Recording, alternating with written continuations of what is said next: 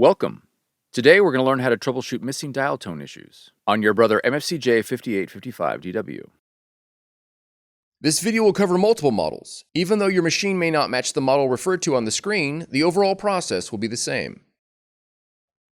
Before getting started, please verify that your Brother machine is powered on and that a telephone cord is installed in the line jack. If you're using standard telephone service, the other end of the cord will need to be plugged into a working wall jack. If you are using Voice over Internet Protocol or VoIP service, the other end may need to be plugged into a modem or other device depending on the specifications of your VoIP system. Contact your VoIP provider for more details on connecting your machine to the VoIP system. We will begin by checking for dial tone. From the home screen, press the fax icon on the touchscreen. Now press hook and listen for dial tone. Press hook again to disconnect, then press the home key. If dial tone was heard, the issue is resolved.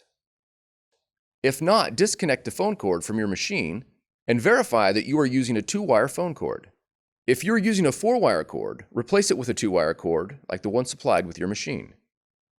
Once you've verified that you are using a 2-wire cord, you will need to test your telephone or VoIP service by plugging a telephone into the wall jack or VoIP device and listening for dial tone. If there is no dial tone, the issue is with your telephone or VoIP service. You will need to contact your provider for assistance. For more tutorials, FAQs, and videos, visit us at www.brother-usa.com. If you found this video helpful, be sure to subscribe. Thank you for choosing Brother.